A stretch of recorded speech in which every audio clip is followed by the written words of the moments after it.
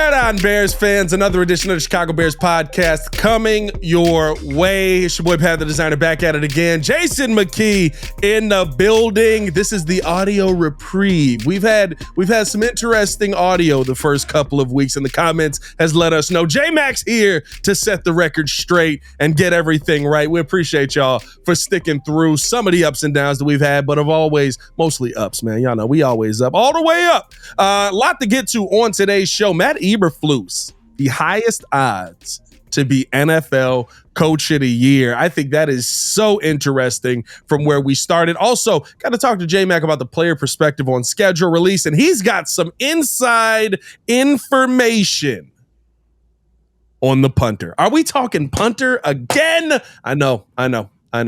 But this is good. This is good punter talk. This is not bashing the punter talk. This is good punter talk. The punter down under. What nickname we going with for him? Did we ever figure that out? I loved Crocodile Punter, man. But I don't know if that's copywritten or not. I've seen a lot of people tweet out names for him, man. I don't know. Like, as long as he punts good and he keeps pinning that ball inside the 20, that's all I care about. I saw Legatron and then everybody was like, that's Greg Zuerlein. And I was like, I thought he was Greg the Leg. Like, we got multiple. You don't get multiple nicknames as a kicker, bro.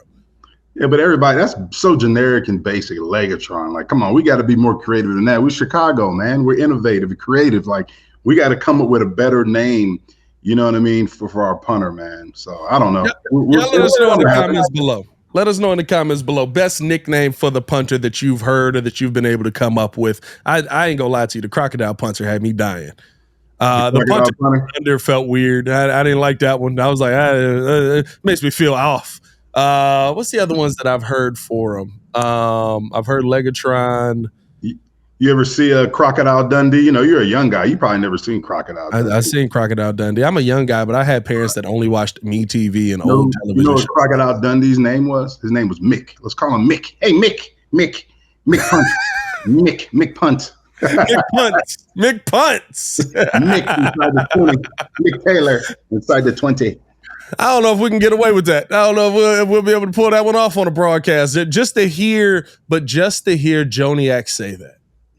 Man, Joniak's going to come up with a name, though. He's going to go completely oppo of everything that we've said. He's not going to use none of the stuff that we've come up with. Let me go off on Joniak a little bit before we start. Wait, we going off on Joniak here? Wait a minute. Let me give some tea about Joniak and how he prepares for the broadcast. Since this ain't going off. We got schedule release and all this stuff. Let me get a minute on Joniak. Yeah. So Joniak is like the most prepared guy that I've seen doing the broadcast, and I'm giving him credit, but I'm going somewhere with this, right? So, he's got his whole write-up. He's got all the players, where they went to college. He's got their hobbies, their favorite jokes, their favorite food. He's got everything on his call sheet.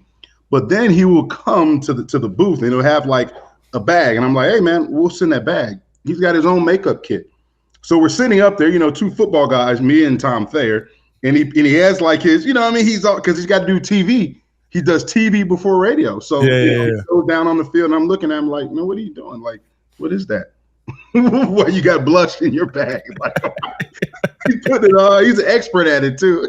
And Thayer don't care. So you got Joniak, he's getting all dolled up, and you got Thayer looking at him like he's crazy, and then they go down there and do the broadcast. I'm like, this guy, Jeff Joniak, is the voice of the Bears. He is the mayor. Like he's over there.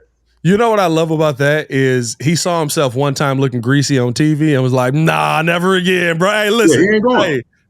I'm not even mad at him for that, because my thing is this. You got to look good when you on a camera, right? And sometimes you get on that mug, especially on the real TV cams, and you ain't got the powder, all of that stuff on. You be looking like barbecue ribs out here, dog. Like, you know what I mean? Joniak not gonna look like no ribs. What's Joniak looking like? The baked beans grease. You know what I'm saying? Like that's what Joniak got going on, bro. And if you get him out of his routine, he gets so frustrated. So we play jokes with him. Me and the Z's, Paul Zarang and Steve Zarang, the guys who does the engineering for the broadcast. So if his station isn't set up exactly right, we'll take stuff and move it, or we'll like take it and hide it, and he gets frustrated. He's like, man, where's my charger at? And his voice is like, he always has a radio voice. Yeah. I'm like, Joniak, you're just talking to me, man. Like, dog, when I tell you, when we did when we first started, when we all got in on the Bears Radio Network, we did this big meeting with the sales team. And it was my first time hearing Jeff Joniak speak outside of hearing him on the radio. And legitimately, he started talking. And I was like, I'm sorry, is Devin Hester about to run back a touchdown? Yeah. Like, what's like, sir, this is just your voice? He was like, well, listen, here we go. It's Jeff Joniak, and we've got a phenomenal crew here with us today. And I was like yo, he just talked like that. Like, that is not a radio voice. That is not an act. That is Joniak. He is 110% him. I love it about him. I'm like, listen, hey, it's not like he's straining himself to put that voice on. Yeah, he's nuts, man. And then, we'll be on the road talking about going to dinner. And, Jeff, like everything's football terms. Well, Joniak, 1st and 10, we're going to go to the steakhouse and we're going to, hit that dig route going into the door of the steakhouse. And, I've got a whole load of tables for us. I'm like, man, what are you talking about, man? We're not on the air. Like, we're going to dinner, man. Like, we need to get Danny Zederman to let us do a Joniak roast. I saw Tom Brady had one. We need to have a Jeff Joniak roast or something like that. Hey, I ain't gonna lie to you. I would love to do a Joniak roast, but I feel like when Joniak goes at the end, he would have fire for everybody. Hey, listen, former players roasting Joniak too. Yeah. He'd be like, "Oh, y'all don't even know." Like, listen, hey, J-Mac, this might be a Kendrick Lamar situation. You might want to leave him alone. Right, the boogeyman.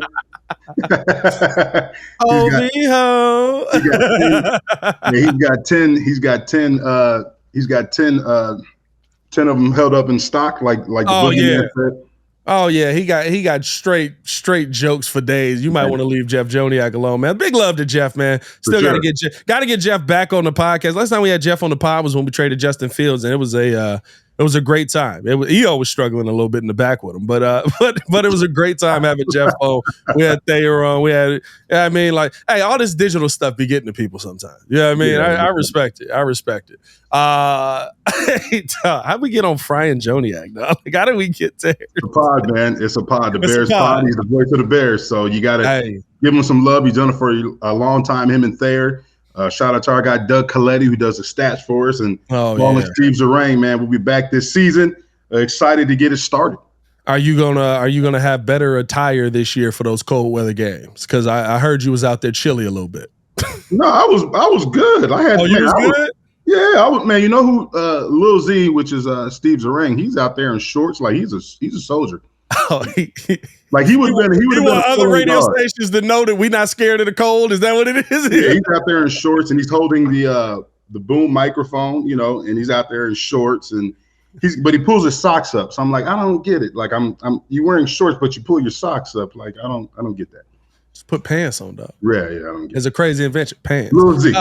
Hey, shout out to the whole Chicago Bears broadcast crew on the radio side, man. Love being a part of the Bears Radio Network. It's so much fun, dog, and hearing the other side of the stories. Because I'm at the station, I'm like, hey, I'm sitting there, I'm like, it look cold out there today. I'm gonna drive from my heated car to go walk into this heated building. It looks a little chilly. Let's jump into some of these topics, though, J-Mac. Flus right now with the highest odds to be the NFL Coach of the Year. FanDuel has him tied with the highest odds with Jim Harbaugh and Raheem Morris right now. Mm-hmm. DraftKings does have him second highest, but very close. Jim Harbaugh plus 700, Matt Eberflus plus 900. When you hear that Matt Eberflus is the leading candidate, first or second place, whatever it is, for Coach of the Year, and kind of what we came from, kind of, okay, listen, this offseason, when the offseason started, we thought we might be moving on from Flus. A lot of big name coaches became available. We want Jim Harbaugh. We want Bill Belichick. We want Mike. Why can't I think of the coach of the Titans? Mike Vrabel. We want Mike Vrabel. Like there's so many names out here. And Ryan Poles ends up sticking with Matt Eberflus. All right, we sticking with Flus. He gets the fade, he gets the beard, and all of a sudden he's got the second highest odds. I don't know if that has anything to do with it, but are you surprised to hear that Matt Eberflus is this high up on the Coach of the Year odds to start the season off? I'm not surprised with the moves that we made, in terms of the draft, having a good draft and bolstering this roster through free agency, and then the hype around Caleb Williams, the number one pick. it's May, obviously, and it's always we're always optimistic in May, when it comes to the Bears. It was the same thing last year, right? Everybody was high on the Bears. Some people were saying they were going to win 10 games because, Justin Fields, second year in the same system. Oh, they got DJ Moore, you know what I'm saying? They got this. So, expectations are high just because of the moves that we made. But I'm not surprised. Coach Flu's 10-24 overall record coaching the Bears. Yeah. I think for him to win Coach of the Year, I think they would have to, win the division. I think that'd be the first thing. And then obviously you win the division, you make the playoffs. I think that's the only way that he'd be considered, for Coach of the Year. I think if they somehow was a wild card and they made the playoffs, I think, one of them other coaches could possibly slide in there and win the award. And I'm not surprised Harbaugh's up there. Harbaugh's had a good track record of rebuilding programs. You saw what he did in Michigan, or you saw what he did with the 49ers while he was the head coach there. He's been successful every coaching stop that he's had. He knows what he's doing. And, I think that they had a good draft as well. The good thing that he didn't have to do is, go find the quarterback. He just had to bolster the roster, around their quarterback, Justin Herbert. And he had to basically bring in guys that fit what they're trying to do on offense and defense. Harbaugh's a smash mouth guy, power football. So those are the type of players that he drafted. And, same thing with Flus. You got a new offensive coordinator. And, you bring in, two receivers, to help out Caleb Williams. You bring in Caleb Williams.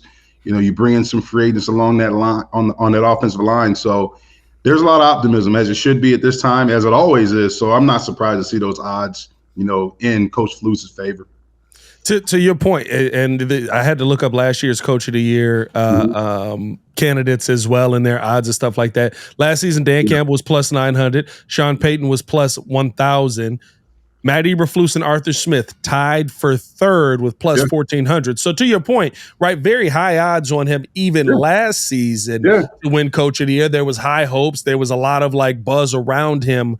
What would it take in your mind for him to actually be able to go out there and win Coach of the Year this season? Because I think that's really the difference where, excuse me, like last year, you knew it was going to be okay. You got to go out there and be a playoff team. Yeah. But this season, it's kind of like, okay, but what if the offense clicks? What if the defense just kind of continues where they are? Is that just being a 10-win team? Do you have to be a 12-win team? Do you have to win the division? What in your mind right now does Flus have to do to win Coach of the Year? Yeah, like I was saying, I think he has to, first off, the first step would be you have to win the division. Something that we haven't done in a long time. You would have to win the division. And then, obviously you win the division, you get in the playoffs. So I think that would be the biggest thing, winning the division, winning a playoff game would obviously add to that resume and his chances of winning that award. Something that we haven't done in a long time, and with the improvements that we've made, in terms of the roster and off-season moves, it's definitely in his favor. And I think it's, I know we're going to talk about the most important players, coming up this season that are in terms of making the Bears be successful this year. I think there's a lot of players that's going to play key roles, on this team, but it's up to Coach Flus to make sure that, hey, I've got a new offensive coordinator. I got to make sure this offense gels with all these new weapons that we have. I got to make sure this offense is tailored, and that way we can bring along the growth in terms of development and structure of this offense geared toward our quarterback, Caleb Williams. As he grows, this offense will grow. And I think defensively, we took a huge step last year, especially after the acquisition of Montez Sweat. But, can we continue to get better? Can we continue to be dominant and pick up where we left off last year? And I think that's another key piece. And he's the guy. He's the glue. He's the orchestrator. He's got to put it all together and make sure that, his guys aren't drinking the Kool-Aid in the offseason, and they got to make sure to go out there and perform each and every Sunday. So I think, it's really – I think those two things, win a division and win a playoff game would actually help him, at earning that award. We talked about this a little bit yesterday on the Breeze, and here was my thing. Why? Because how you just said it, right? It sounds like, it sounds like a Matt Nagy situation, right? How we look at Matt Nagy's Coach of the Year and we're like, but Vic Fangio kind of did that for you. You know what I mean? Like it almost sounds like that when you break it down of the offense has to do this, you got to make plays, Caleb Williams got to develop. That is more of the OC getting the job done versus Matt Eberflus. Mm-hmm. But I think this is, to me, why I would look at Matt Eberflus and what he has to do now for me to look at his entire Coach of the Year bid. You cannot come into this season lackluster again. You have an extra week of preseason. I think you need to take training camp seriously. I think you need to take preseason seriously. The one thing that to me will negate his Coach of the Year candidacy, and I know the season can finish very different, but if we take 7 steps back like we did last season, how are you the best coach? Because your team is, again, unprepared to start the season. You know what I mean? Like that. I think a preparedness to start the season is so important. And I like the best teams don't use this whole first 4 weeks of the season is preseason for us. Like the Chiefs aren't thinking that way. The Bills aren't thinking that way. The Packers aren't thinking that way. You're not good enough to think that way. And I think that Matt Eberflus, to me, he's got to change his philosophy on getting his team prepared for the season. Yeah, we'll see how that goes because you remember – it's just the way in terms of training camp, and I know we talked about this a lot, and we were at training camp a lot last year. It's just the physical element, right? The physical aspect of football, I felt was non-existent in training camp last year, right? Because we saw that the whole first week of training camp, we didn't see guys in shoulder pads until the second week of camp. You know what I mean? And I know times have changed, and I know there's rules, but there was other teams that were in pads after like their third day. So, it's a lot different when you have one-on-one drills, right? You've got your offensive tackle pass setting on air. You've got your offensive tackle pass setting against the DN, and they're in just helmets, right? Well, yeah, they're going full speed, but there's an element of, we've got to keep each other healthy. We can't run into each other because we don't have pads on, right? So you're not getting a realistic look in terms of what you're going to see, in a game, and that showed early on, like. I felt like guys weren't prepared. Your body can't get calloused in terms of being able to understand like the punishment that you're going to take. It's not used to being hit. Running backs, you're not used to getting tackled and being in awkward positions like you're going to be in the season. So, it's like you said, it's like the first few weeks of the season, you're trying to get that game feel of something that you didn't have in training camp. It's crazy, J-Mac. I almost feel like I could deal with you like needing to get used to the bumps and bruises through the first 4 weeks, if it looked like the Bears knew where to be in the system. Mm-hmm. I feel like our first 4 weeks, we didn't know our own scheme. I feel like versus the Packers, it was like, all right, what we running? Screen pass. We got to figure it out. I don't know. We're slowly getting this together. It's week 1. We're taking our like, but the Packers knew the scheme the day they walked on the field, right? And I get it. Like Jordan Love's been in that system for a while. He probably knows it like the back of his hand, so that makes a bigger difference. But I'm sorry, like there's one thing that's very important, at least to me, the most important, the base of importance in football. You got to know how to run the plays that you're going to be running. And it didn't look like the Bears were on the same page with that to start the season last year. Yeah, it was a lot of a lack of execution, right? And you look at even. You can pick out a lot of different things, but, in my mind, look at the Tampa Bay game and you look at Chase Claypool missing a lot of blocks, lack of effort on blocks. I just felt like we didn't play fast. Like it was like, okay, the season's here, but where's the energy? Like you said, lackluster start. Where's the energy, right? And you saw Green Bay came here to Chicago and kicked our tail because they had guys making plays, right? It's one thing, yes, you may run the wrong route or go the wrong way. That's understandable. You're going to have a missed assignment. But in terms of the effort, the intensity, understanding the moment, understanding you're playing a division opponent. Notice I didn't say rival because there's no rivalry no more. We haven't won in a long time. You're playing a division opponent. Like you got to come out with some extra energy, especially at home. And, it seemed like when they started making plays, I'm talking about Green Bay, when they started making plays that first game, it looked like we went in the tank. We didn't have answers for it. Yeah. And, I just feel like, Coach Flus, right, he did a good job of, keeping this team together, right? He galvanized the troops when things were bad and they went on a little run. But at the same time, there was a lot of times in which we didn't see a response, right? Something bad happens. We didn't see a response from this team. I didn't see the energy being out there on the sideline. You know what I mean? I didn't see guys hyping each other up. It almost seemed like they were waiting for something bad to happen. But then when it happened, they were down and they were like shell shocked. You know what I mean? So, Coach Flus, like we talked about being Coach of the Year, getting this team on one accord, getting the energy out there. I think, he may have to, I'm not saying change his coaching style completely, but, guys got to get fired up. You know, they make a play, we got to be emotionally charged up to go make a play and answer that. You know what I'm saying? And that's something I felt like I didn't see a lot of to begin the season. And then when guys started making plays and when we started turning this thing around, and I'm talking about Montez Sweat, I think he was a huge factor in that. You saw guys elevate their play. That whole defensive line got better when Montez Sweat got here. And, you know, the defense started believing, right? You started seeing more takeaways. You see Jalen Johnson getting picks and stuff like that because Montez Sweat brought an energy. You know, he brought big play ability, being able to get to the quarterback, and that generated takeaways. And that not just on defense, it raised the confidence, but it raised the confidence of this entire team. And, you know, that's something that we got to get out the gate quick, you know, especially in this league, because you never know, you know, those early losses, they're going to come back to haunt you. And it came back to haunt the Bears last year because they could have been, you know, a playoff team. They let a couple slip away and they started off slow. So when you look at it as a whole, this team is not that far from they weren't that far last year for being in the playoffs. Right. We just had a couple of games slip away and we started slow. So you got to get out the gate fast, man, and you've got to be consistent in terms of your preparation and your play, you know, throughout the season if you want to have a chance at, you know, winning the division and making the playoffs. Because every game has a high emphasis on it. But when you're playing a division opponent, you know, each game really counts as 2 wins if you win that game. And I'll say this, right? I think that, again, you brought up the energy. You brought up, you know, having something in the tank, going back to it. And it's no disrespect to Justin. It's just Justin's personality. But Justin is a very even-keeled guy. He's a very, you know, I'm going to show my emotion through my play, not through my actual, like, physical attributes. I'm not sitting here screaming on the field. We're not doing none of that. Little dance, right? Little shimmy when I break off a big run. That's what you're going to get. That's the most you're getting out of Justin.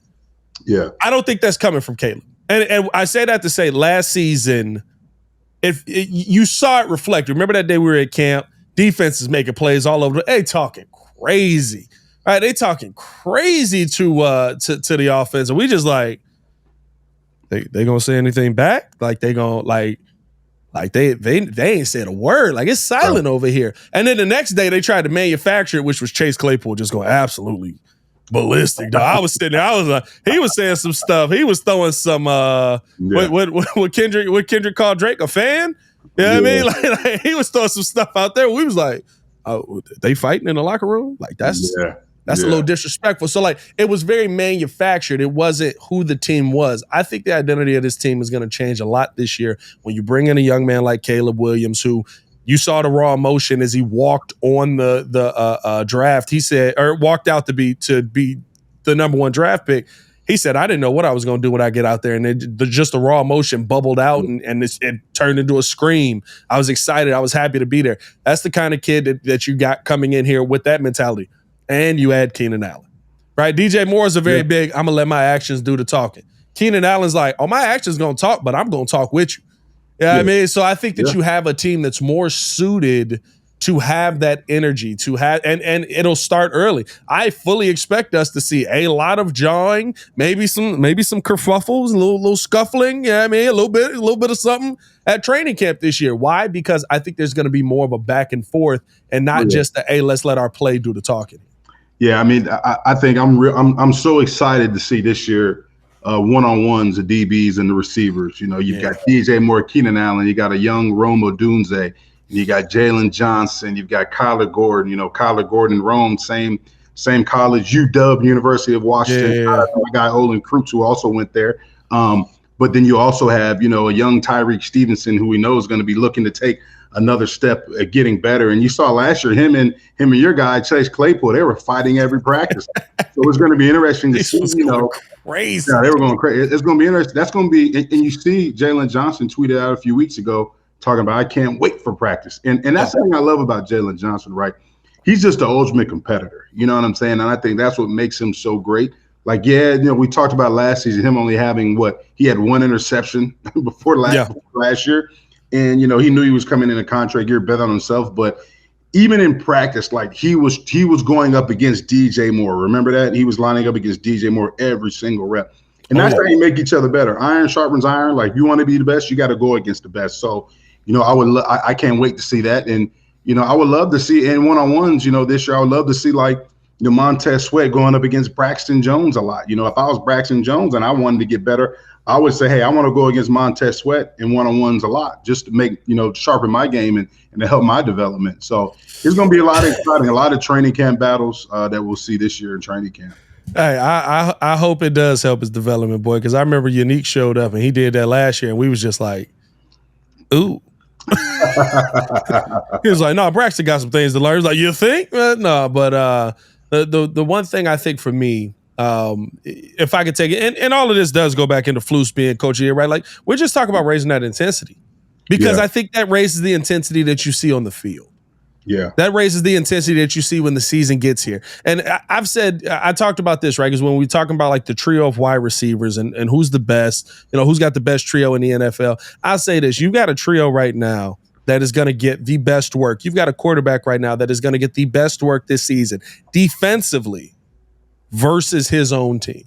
Yeah. I don't think there's many defenses that can prepare you better for what you're going to see Sunday in and out than what the Chicago Bears have built here. When you talk about the linebacking crew, when you talk about listen, the big guy, they're not hitting nobody, right? We watched last year. You see guys flying past, and they just like, I sacked him. Man. No, he didn't. He was like, yeah, okay. Like, but when you talk about your DBs, when you're talking about your linebacking crew, right? Like, it's going to be tough for you to get the ball out there, and they're not looking to give you anything. So you're going to have to take everything. I think that this is going to be one of those off seasons where we're going to have many days where we leave and we like, the defense won, the offense won, the defense won. Oh, they back and forth. Oh, this has been a great week of practice. Like, it's not just the talk of a great week of practice, but that intensity has to be set by Flus. And I almost want to say, remember year one, he got fined a bunch. I don't know if we got fined, but did we get fined for that? Well, yeah, I think we did. Yeah, because it was too much contact. In minicamp, actually, it was too much contact. In minicamp, I understand that, you can't, it's got to be held to a minimum. But I think when you're allowed to put on the pads, I think, and I'm old school. Obviously, we were in pads all the time. And I know it's a new rules and stuff like that. But I think, in my opinion, when you have an opportunity to be in pads, you know what I'm saying? The game is played in pads. It's not played in shorts. So I need to continue, making sure that my guys are getting the most realistic look that I can simulate in practice as much as I can. And if I'm not doing that, I feel like you're failing as a head coach, because you're not giving them a realistic look of what the game would be like. So I've got to make practice it's as much as I can. I got to make it as close to a game-like atmosphere and at a game-like tempo, as much as I can. If not, I don't think it's going to hurt us on Sundays. And that's my thing, and my whole point in all of this, right? I don't know at what point does the NFLPA come in and go, hey, listen, if y'all do this one more time, we're gonna move to suspend Flus for a game. But get right to that line. Yeah. Because your team's prepared at that point. You know that your team is and I don't think any of the Bears brass would be upset that, like, hey, we were hitting a little bit too much, and so they're going to fine us for hitting a little bit too much, unless they tax it crazy. But I think that what you're doing is you're setting the standard of, like, listen, we're going to take this thing straight up to the line. It's not the mindset of let's be good enough. It's let's go out there and make sure that we get as much of it as we can. And I think that is what I want to see change. That, to me, would win Flus a coach of the year. And all of that leads to all of that conversation, to me, just leads to your team's prepared. Yeah, starting the season, your team's prepared. Yeah, and it goes back to, right, when you hear coaches talk about, they come to the podium or they're getting interviewed and they talk about, what is your identity? Oh, we're a physical football team. Well, how can you be a physical football team if you're not in pads like that during camp? You know what I'm saying? Like you know what I mean? It's hard, like. And everybody's pro, so all these guys are the best of the best, right? But at the same time, it's hard to just show up on Sunday and then flip that physicality switch. You know what I'm saying? If you haven't done that in practice, like the entire week or throughout training camp, right? It's like a box, right? If I'm not working on my jab, I can't just hit the jab button and go into a fight and automatically have a good jab or be perfect, have a perfect jab, right? I've got to work on it. I've got to work on it. So, it's just, hell, even in my opinion, like, hell, like, and it may be a little crazy, but, even if you're in some type of walkthrough period, right? And okay, this whole practice is a walkthrough. Let's do it in pads, just to get our bodies used to being in pads. Like, I know you're pros, and I know, but I don't know, just setting that precedence. Like, if we're going to be a physical football team, We're going to practice that way. Everything we do is going to be that way. Each period is going to be that way. The tempo is going to be physical at a high pace. And yes, we're keeping everybody healthy, but at the same time, we got to give each other looks to make each other better. And, like you said, in this offense, you have an opportunity to go against a great defense. In my time with the Bears, we had a great defense as well that made us better as an offense. Like the defense that we saw each and every day at practice and throughout training camp was the best one we would see all year, if not close to it. So it's like I said before, it's iron sharpens iron, teammates making teammates better and, trying to keep each other healthy. But at the same time, if I'm not giving you a great look, I'm doing you a disservice on Sunday because now you're not going to be prepared for what you're going to see or what you're going to get from the man lining up across from you. Yeah, and I think that's the thing, right? When you hear all of you guys on the offensive side talk about, right, like, well, how are you able to do this? Like, well, every week I got to figure out how to get through. Right, Thomas Jones, how are you able to run through people the way that you do? I got to run through Briggs and Urlacher. Yeah. I mean, like it's not fun in practice. It's work. Like we have fun, but like that's not a good day. Like that's them the two scariest dudes I got to see in the NFL, and they play on my team. And don't get me wrong, like Lovey did a good job of, there were times in which, a lot of times we're in pads. Like if it was a team period, it was called thud tempo, where it's live up top blocking. And you can wrap up on the running back, but we couldn't take anybody to the ground because, when you take people to the ground, people's legs are there, you get rolled up on and stuff like that. But he would have a period in practice or a period or two in which, or it was a situation in which it would be live. So a lot of times we did live short yardage for like 8 plays. We'll do live goal line for 8 plays. That's tackling. That's all everything. It's like a mini scrimmage. And we got after it because we knew. And we were a team that talked trash and, we wore our emotions on our sleeves. And you went in that locker room, and if the defense won, they were going to let you hear about it. If we won, we was going to let the defense hear about it. You may hear, Mike Brown yelling, yeah, we kicked y'all's ass today. But, we come back the next day like, Mike, we punked y'all's ass today. Don't even try. We scored every play. And he's like, nah, that didn't count. That didn't count. That even now we scored every play. So it was good. It was good because, like, in a game, that's what you're going to get. Like what a lot of people don't get a chance to hear, like some of you do, because, people are mic'd up now, but it's a lot of trash talking, man. It's a lot of trash talking. They cut a lot of the stuff out. Yeah, it's trash they cut a lot of the battle, stuff. Man. So, I think having situations like that, even if he makes the situational periods live, you know what I mean? And, okay, we're going 5 plays live. Cool. 5 plays live or 8 plays or whatever. Like let's he had that, but it felt like, right, like we watched that, but then like you'd see who was it, DeMarcus Walker run past Justin, and in my mind I'm like, all right, now right, versus a normal quarterback, that's a sack. With Justin Fields, maybe that's not a sack because he's able to break out of it, but he's definitely not finishing the play the way that it's being executed right now, right? Like things are changing. And I think they didn't ever take that into account. I get it. You got a total line of like what the NFLPA wants, what the players want, all of that stuff. But like, are you ill prepared if you don't do it? If you don't practice it, like all of a sudden practice making perfect is become right. Like when you do it in the game, you'll perfect it as you go through the game. I think it's too late then. Yeah. And Yurko said this when we had him last Friday or Friday before. I think it was Friday before. He said, by the time you get on the field, you're not dissecting information. You're not taking in information. You're doing that pre-play maybe at most, but you're reacting as soon as the ball snaps. You need to already know where you're going. You need to already know how this play is going to run. You need to and that's set in practice. That's set in training camp. That's right. Like all those things that as a team, I mean, I think realistically speaking, we'd all agree the Bears didn't put their best foot forward in. To me, me watching it, it felt like there always was just like, I mean, y'all got to do this. I guess it's mandatory. Yeah, and it'll be interesting to see in training camp this year. The format's going to change. You got a new offensive coordinator, so the offensive practice is going to change. The format in practice is going to change. Coaches, they always go back, and as coaches, we review everything. So we review our schedule from the previous year. We review the way we did things. Were we successful in this aspect of practice or this aspect of the off season? And obviously, the Bears wasn't as successful as they wanted to be. So you will see a change in training camp practice. So I think it'll be interesting to see when we're out there to see, what changes we see as compared to last year, is it more intense? And don't get me wrong, like it was a fast practice because that's one of it was fast. Flus's principles is playing fast. His principle, like guys were flying around and the defense was getting to the ball. But like you said, he's talking about hustle, intensity. I didn't see a lot of the intensity in practice. So let's see if that intensity, the eye and hits principle, it really comes to fruition in training camp this year. Let's see if we get the hits principle this year. We finally got the T. We got the T at the end of the season. And we're slowly adding pieces to it. It's like we're playing hangman. You know what I mean? Like, it's like we just add letters in there as we can. You know what I mean? Let's keep this thing moving along, though. Appreciate you guys for tuning in, showing love as you guys always do. Hit that like button, subscribe to the page. I don't know if I did this or not, but I'm going to do it again. We do want to let you guys know that today's episode is brought to you by the Hard Rock Casino in Northern Indiana. Las Vegas-style gaming, just 30 minutes from Soldier Field.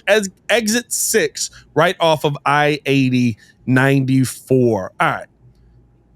I got to ask you this, J-Mac, because at this point now, especially as a content creator, right, you're always looking for stuff to talk about. You're always looking for stuff centered around your team to break out and break down. And the next thing that everybody is waiting to break down is the schedule release. Everybody, his schedule's coming. Here we go. How we win-loss predictions way too early. We have no idea who's going to be on what teams. Wins can change. I think Hoodie says he gets to change his win-loss prediction 4 times before the season starts. He's like, I don't know how it's going to go. And then I get to see him in training camp. Then I get to see him in preseason. Then, I get the actual prediction.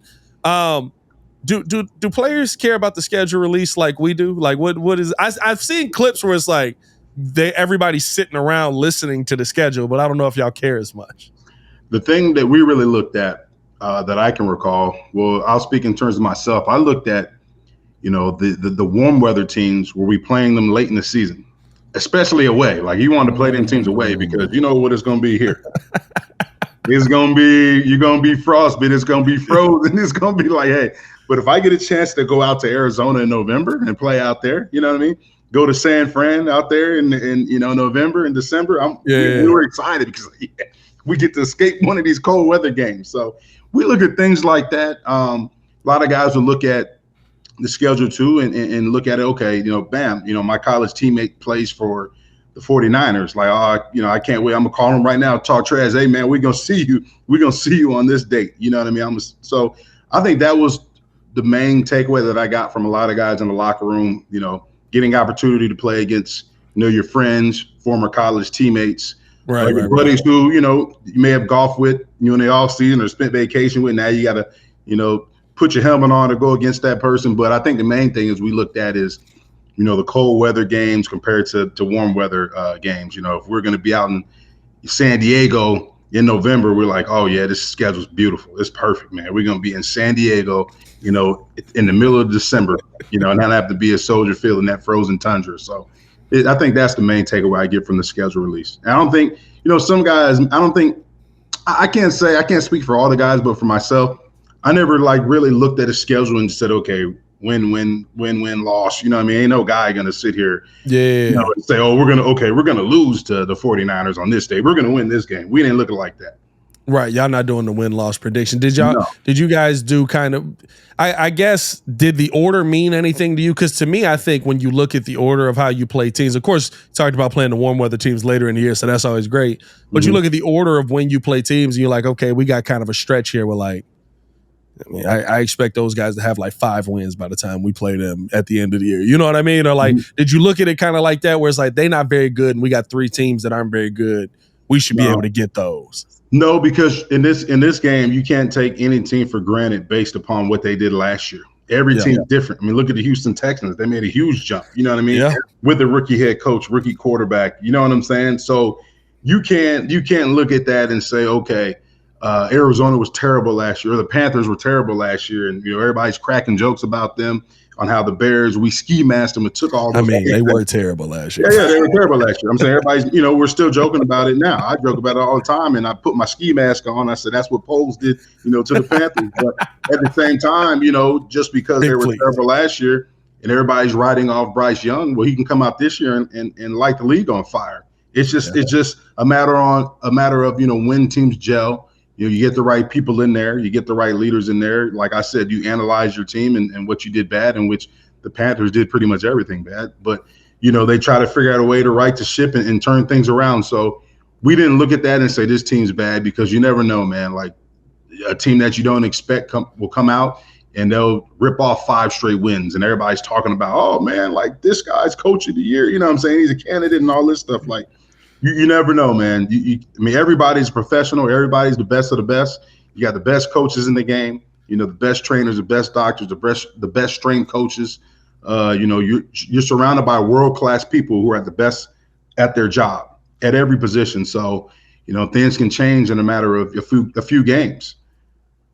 Were you a guy that was excited about playing on holidays, or did you not like playing on holidays?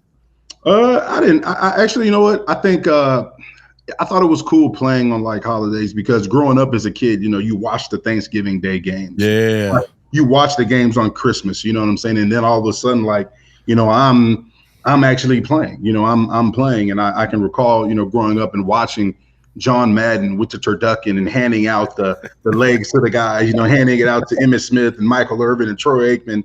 The Cowboys always played on Thanksgiving and stuff like that. And I was like, man, that's pretty cool, man.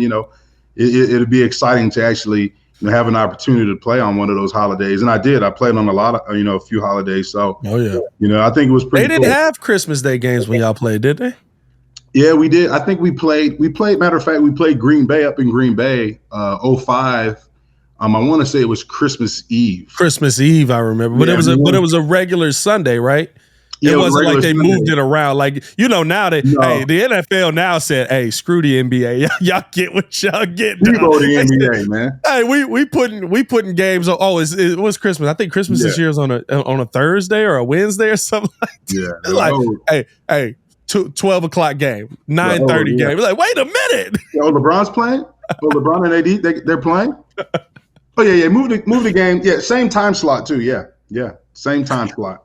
You know what? I actually want to get to this before we get to the punter insight, because I don't know if you saw this yesterday. You saying that just made me think about this. Okay. Did you see Austin Rivers tweet or on I think it was on ESPN yesterday, where he said that he could take 30 NBA players and you could put them in the NFL and they would be fine. Man, but you can't take 30 NFL players and put them in the NBA. JJ Watt been cooking this, man. Let me pull up exactly the exact tweet. But when you hear that, what do you think? This who said that? Austin Rivers, right? I want to say this was Austin Rivers. He was getting cooked yesterday. Anytime Austin Rivers, right, wants to get a helmet, I got a couple he can have. You know what I mean? I'm not even worth shoulder pads for him. You know what I'm saying? We can go head up anytime he wants. You know what I mean? Since it's that easy, since it's that sweet, we can do it for charity, and we'll donate the money to his charity. You know what I'm saying? So he said this on the Pat McAfee show. He said, I could take 30 players right now in the NBA and throw them in the NFL. You cannot take 30 NFL players and put them in the NBA. And JJ Watt's response on Twitter was, you don't got a job in either, right? Now go ahead and try it. Right, exactly. Let me get his address. I'm gonna send him a red nose because he's a clown right now. That's a clown comment right now. Let me give him a red nose, man. Come on, Austin. You know better than that. Totally. Now, let me play devil's advocate here. We don't think that NBA play. Now, I think they would have to get used to getting hit. All of that. That's the part that I think would be the most. Most of these mugs ain't gonna make it, right? But we don't think that there are players in the NBA that could play tight end in the NFL. You don't believe that? We've seen it. We've seen it already. We've seen it. Yeah, I'm not saying they can't, but I'm saying, and I'm trying to do it without bias. Obviously, NFL player and everything. I'll throw the bias in there. It's fine. JJ Watt did. No, but realistically, right? Realistically, there's a lot of football guys that their first love was basketball.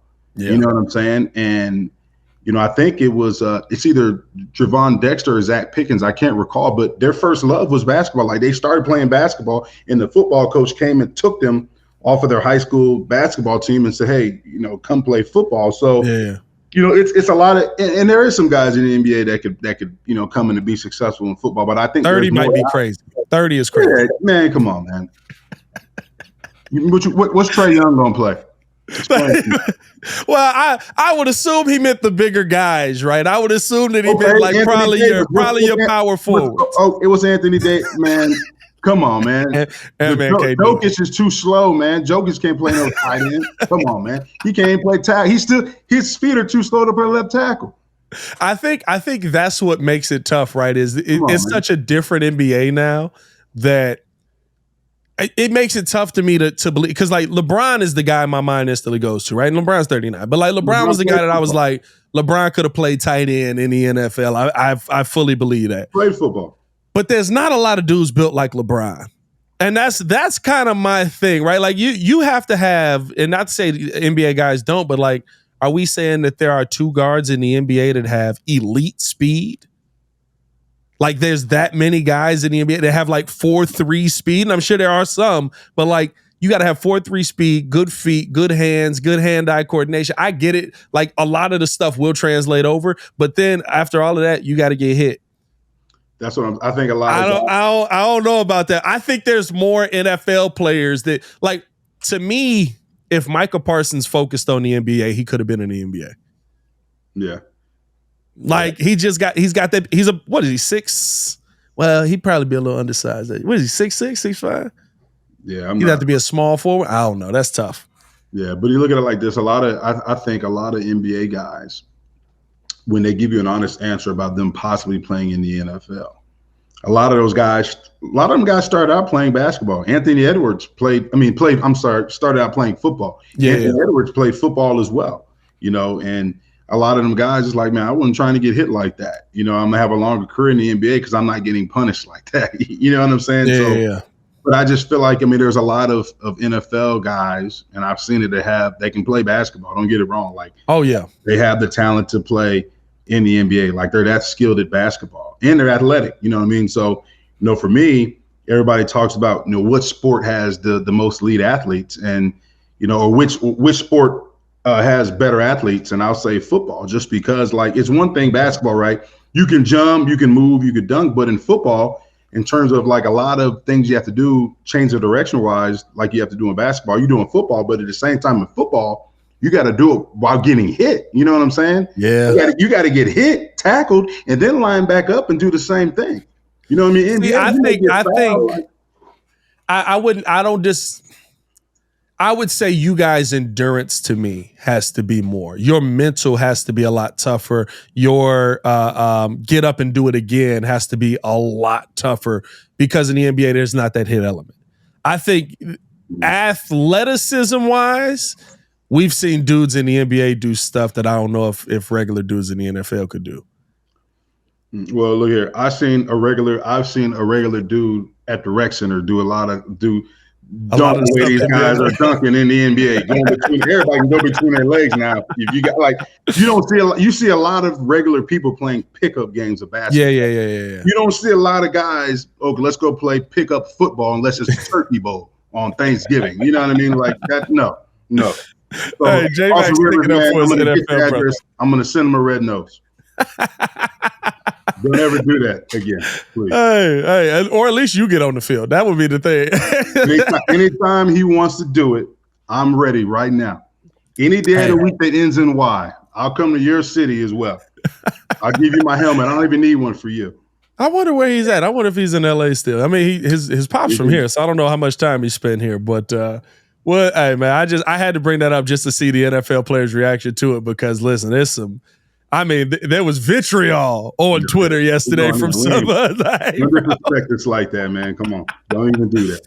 Oh, the greatest athletes in the world, man. I absolutely love it. And then there's Austin Rivers. All right, let's finish it off with this, J-Mac.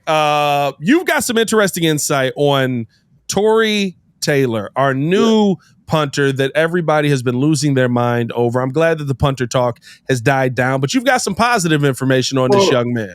Yeah, I mean, it's not even, I know everybody's tired of punter talk, but I just wanted to, go back through the draft, and there's a lot of journeys that these guys have taken to get to where they're at, right? So in terms of Tory Taylor, I called my good buddy LeVar Woods, who's the University of Iowa special teams coordinator.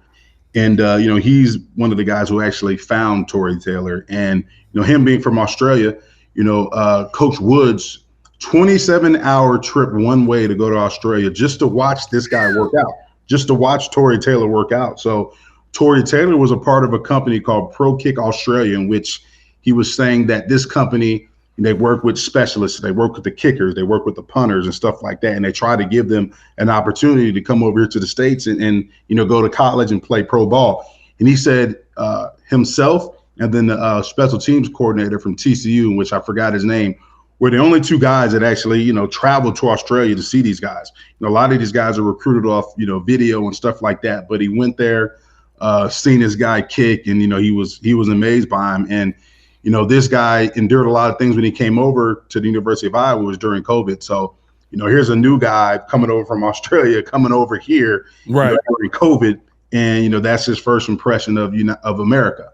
And his first game was against Purdue, and he said that Tory Taylor, he told Coach Woods, he said, "Coach, they're in West Lafayette where Purdue is located." He said, "Coach, is this what all of America looks like?" And Coach Woods is like, "Nah, dummy, this is just West Lafayette." so it's a crazy story, man, in terms of, what he did to find this guy and what he overcame. And, he said his freshman year, he did real well, got hype on the accolades. He said he kind of fell off his sophomore, junior year. He said his senior year, he locked in, got off social media, stopped dealing with the girls and stuff like that. And you see the type of senior that he had. But I mean, it's having an elite punter, and I get it, fourth round punter. Everybody's like, damn, why do we have a fourth round punter? But you look at I talked to my guy Doug Coletti, and I was looking at drives that started inside your own 20. So there was 1,427 drives, right? And those drives, 48% of those drives resulted in a punt, 13% of those drives resulted in a turnover, only 14% of those drives resulted in a touchdown, 10% resulted in field goals. So it's good to have a guy that can pin you inside the 20. He had 127 punts that were downed inside the 20. And when you put that much stress on an offense, it just creates so much stress. And I just think it just enhances your opportunity to win when you have controlled field position. You have a guy that can place that ball where he wants or where you want him to pin that offense, within their own 20, or even pin them down, on the goal line. Like it's different. It's a different breed, especially when you're on the road, especially if they come here to Soldier Field. You're trying to overcome the elements. You're trying to overcome the crowd. Like your chances decrease the further you are away from that end zone. But when you have a guy that can do that, it's awesome. So, fourth round, I get it. Am I excited? I'm just excited that we added another weapon that can help this team. So I just wanted people to know about, this punter's story and how he was discovered and kind of his journey to the NFL. So I'm excited to see what his nickname is. Like we said, drop it in the comments. But I'm also excited to see this guy, how he pans out. Let me ask you this, right? Because we've talked so much about field position and different things like that. And at an NFL level, right? I feel like we see teams like, yes, I guess if you're playing the bad teams, it's going to be a lot harder for them to get out of that situation. But we see teams often find ways to get out of being backed up against their end zone. I don't know what the numbers are of how many times it turns into a touchdown, which is the important part out of it, right? But I feel like a lot of people are just like, he's going to pin them inside the 5 and they're not going to be able to move. This is the NFL. These are the best athletes in the world. It's freaking right. You pinning C.J. Stroud back there, who absolutely was a dog last season with Tank Dell, Stephon Diggs. You're pinning the Titans back there, who just added another weapon in T. Higgins over there. I mean, like how often, I guess if you're backed up, do you kind of go into that and just like, all right, this is going to be an uphill battle? Yeah, it's definitely an uphill battle. It's like you almost want to, like in that case, yeah, you're trying to score, but you're just trying to, let's get out of this hole. Let's get out of this hole. And, like I said, like if drives starting inside the 20, they were 14% of those drives last year ended in touchdowns. Only 10% ended in field goals. You know what I mean? And it's tough. I mean, you look at the Bears last year, and this is, from my guy, Doug Coletti, who does a great job. He's our stat guy on the radio and everything. He gave me these numbers. So opponents started inside their own 20 33 times. The fourth fewest in the Bears, we were the fourth fewest in the NFL. So pinning opponents inside their own 20, we only did that 33 times last year. Right. So, we were ranked fourth in that, which isn't good enough. And that's why, you look at, why are we bringing in a punter in the fourth round? But there's a number right there. There's a stat right there. So, and with the defense that we have, there's a lot of things that can happen, right?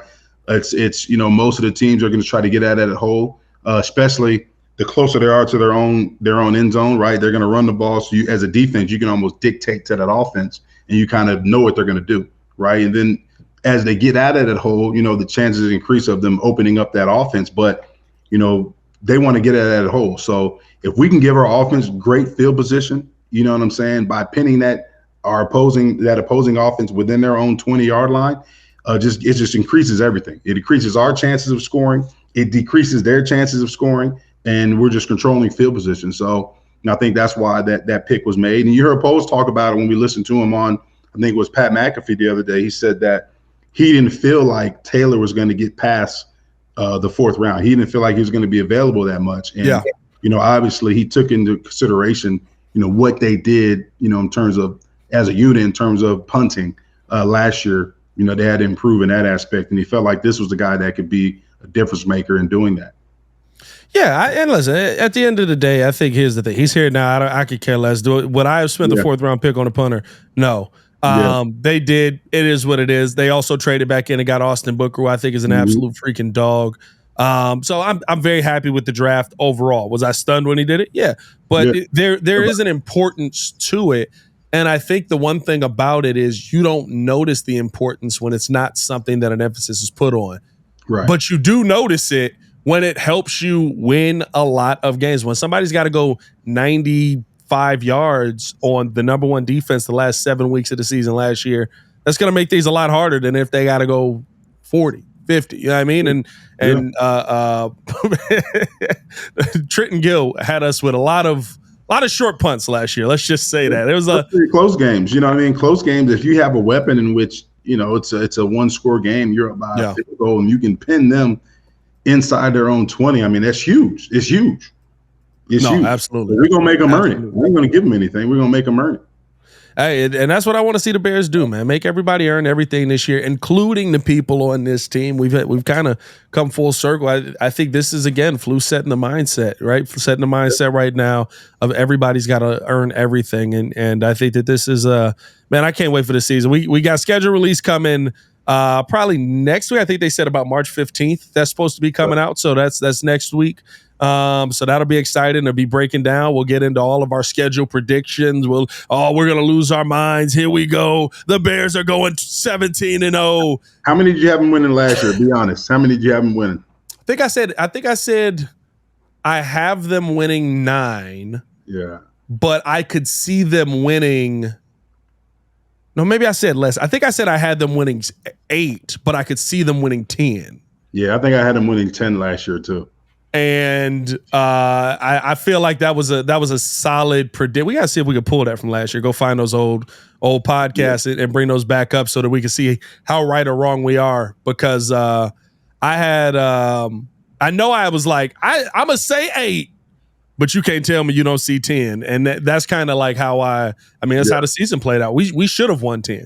Yeah. We should have beat the Lions. We should have beat, who else we lose to that was – we shouldn't have beat Cleveland. That was a horrible game plan against Cleveland. We're throwing it 40 times. It's pouring rain. That's the dumbest thing I've seen. Luke Getsy should have been fired that day. Who's the other team that we blew a lead to? Denver. We should have beat Denver. We should have beat Cleveland. That would have made us a 9-win team. Would have made us a 9-win team. Playoff fighting for. But yeah, man, I think that. Listen, I'm excited about this year's schedule because just looking at the opponents, it's like. There's opportunity here for you to not only prove that you improved this season, but also for you to get good run. Like I don't look at the Arizona Cardinals the same way I looked at them last year. I definitely don't look at the Texans the same way I looked at them last year. I mean, there's so many of these teams on here where it's like, and the Panthers come in. I look at the Panthers the same. I ain't gonna lie to you. Panthers were like, hey, Bryce, we're not gonna get you one offensive line. Don't be shocked, though. Don't be shocked. NFL, you can turn it around very, very quickly. So let's hope the Bears can do that. Let's get a 10-win, 12-win season. Let's go big. 12-win season this year. Let's go all the way. And then we're going to the Super Bowl. And then we're shuffling. And then, can we get a new Super Bowl shuffle if we go back to the Super Bowl? Do we have to do that? Who's gonna make the song though? Is it gonna be Drake or Kendrick Lamar? Nah, you got to go with somebody from Chicago. See, here's the funny part is, I mean, you probably remember this because they probably played it for y'all, but like a lot of people forgot about the Kanye and Common Super Bowl song that they put together for the Bears when y'all ended up going. And I was like, Muzz forgot about it because we didn't end up winning the Super Bowl, but like, I was like, that song was a banger. Like, we had Kanye and Common on the first one. Like, who do we get out of Chicago on the next one that's cracking right now? We're gonna end up with Chance the Rapper, and we got Chicago's a little tough right now. Chicago's a little Smino. Little Dirk. Can we get some Dirk on there? We throw a little Dirk on there. Or do we go old school and bring it back? Do we get Chief Keef? I'm always down for Chief Keef. All right. Appreciate y'all for tuning in and rocking with us for another episode, man. Hit that like button, subscribe to the page, leave that 5-star review. Y'all know what to do. Hey, man, let us know your thoughts on anything in the comments below. Let us know your thoughts on the audio on today's podcast. Appreciate everybody who's sticking through some of the ups and downs. But hey, as always, there's more ups than downs, and that's the goal. For Jason McKie, it's your boy Pat the Designer, back at it again. Y'all stay safe out there, Chicago. Bear down, one love, and let's go get some dubs on the schedule. Peace.